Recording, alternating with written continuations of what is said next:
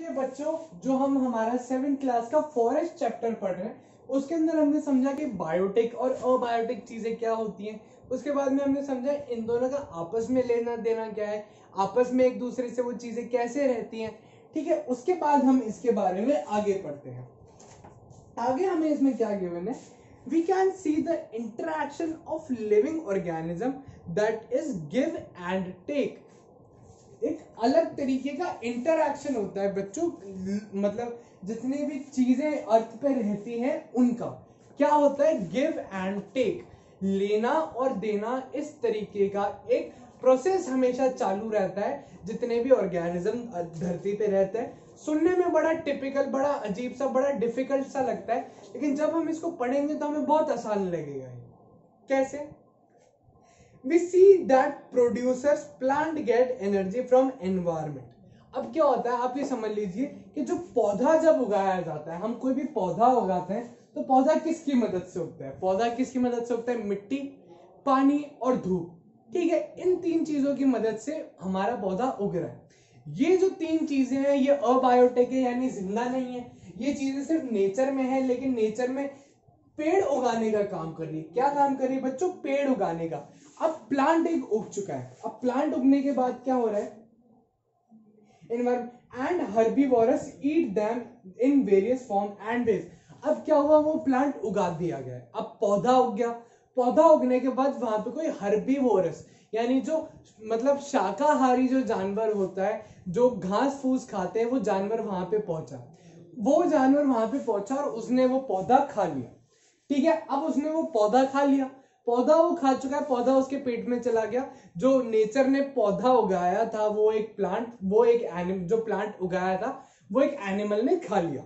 अब एनिमल वो प्लांट खा चुका है, इसके बाद में क्या होगा, the herbivorous are eaten by carnivorous. अब आप सबको बच्चों अच्छे से पता होगा, हम बचपन से पढ़ते आ रहे हैं कि एक प्लांट उगता है, उसको एक हर्बीवोरस यानी घास खाने वाला एक जानवर खाता है। उसके बाद में घास खाने वाले जानवर को कौन खाता है? जैसे आप मान लीजिए एक प्लांट होगा, उसको एक किसी हिरन ने खाया, अब हिरन को कौन खाएगा? हिरन को खाएगा शेर। अब शेर एक कार्निवोरस है, यानी सिर्फ एक फ्लैश ईटिंग एनिमल है, सिर्फ जानवर खाता है, वो पेड़ पौधा नहीं खाता। तो ठीक है, कहां से, अब जो वो हिरन आया, हिरन ने पौधा खाया, हिरन के पास शरीर में एनर्जी आ गई। अब वो हिरन पूरा कौन खा गया? अब वो पूरा का पूरा हिरन खा गया, एक कौन खा गया? टाइगर खा गया। मान लीजिए एक कार्निवोर, एक जो मांसाहारी जानवर होता है, वो पूरा हिरन खा चुका है।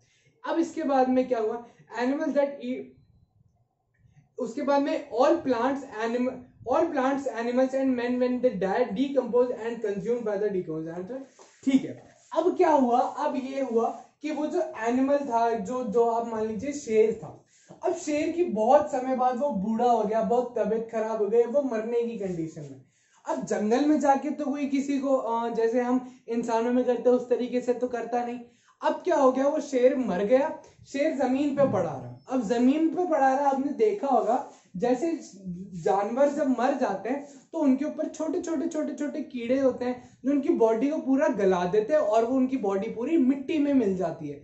आपने सुना होगा, नहीं तो आपने कभी ना कभी ऐसे जानवर देखे होंगे जो बड़े बड़े जैसे जंगल में अगर वो मर जाते हैं तो बहुत जो माइक्रो ऑर्गेनिज्म, जो बहुत छोटे जानवर होते हैं, उनको छोटे छोटे हिस्सों में तोड़ के वो जो मिट्टी में मिल जाते हैं, और वो जो टाइगर होता है उसका कुछ नहीं बचा, वो बचता और वो पूरा मिट्टी में मिल जाता है। अब वो मिट्टी बन चुका है एक तरीके से, जो टाइगर था अब वो पूरी मिट्टी बन चुका है। अब उसी मिट्टी में एक नया प्लांट फिर से उग जाएगा। आप समझे, जहां से चीज शुरू हुई थी एक मिट्टी में प्लांट उगने से, उसी में वापस से पूरी साइकिल चलने के बाद उसी मिट्टी में वापस से एक प्लांट उग रहा है।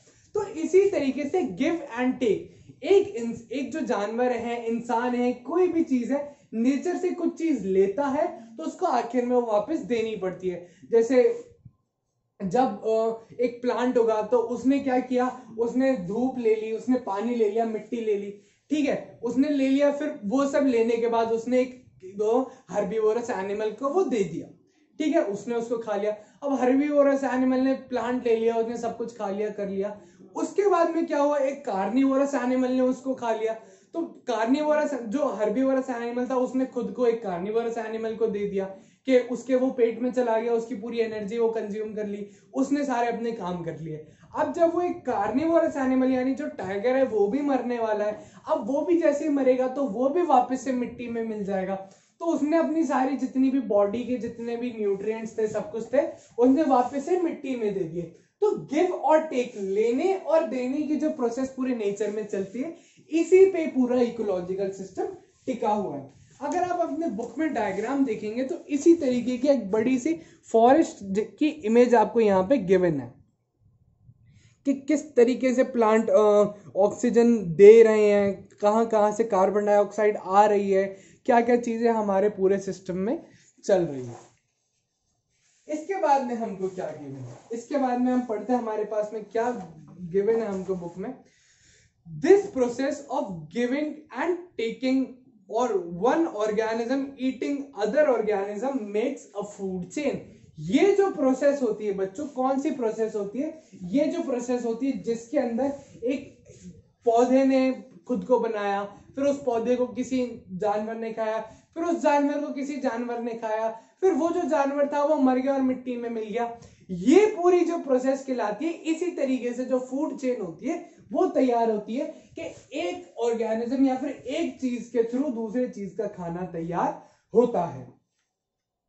ठीक है बच्चों, इसके बाद में finally when all plants, animals, humans and micro organism die and decompose, they all are back to environment.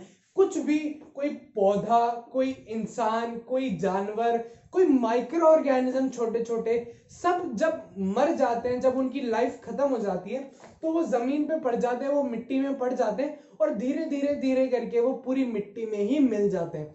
तो जो उन्होंने पूरे एनवायरनमेंट से लिया होता है वही वो पूरे एनवायरनमेंट में वापस दे देते। तो ये साइकिल जो होती है वो हमेशा चालू रहती है। This completes the chain of interaction. This completes the chain of interaction. लेने देने की प्रोसेस यहाँ पर आके खत्म हो जाती है कि एक जानवर ने सब कुछ लिया और वो मिट्टी में जाके वापस से पूरा खत्म हो चुका है। ठीक है, among the organism themselves and their interaction with environment. और मरने के बाद, मिट्टी में मिलने के बाद, सब होने के बाद उनका नेचर से एकदम एनवायरनमेंट से जो उनका लेने देने की प्रोसेस होती है वो खत्म हो जाती है और उनकी लाइफ भी वहां पे एंड हो जाती है। तो आई होप आपको ये टॉपिक अच्छे से समझ में आया होगा। इसके बाद की चीजें हम हमारी नेक्स्ट क्लिप में पढ़ेंगे। Thank you.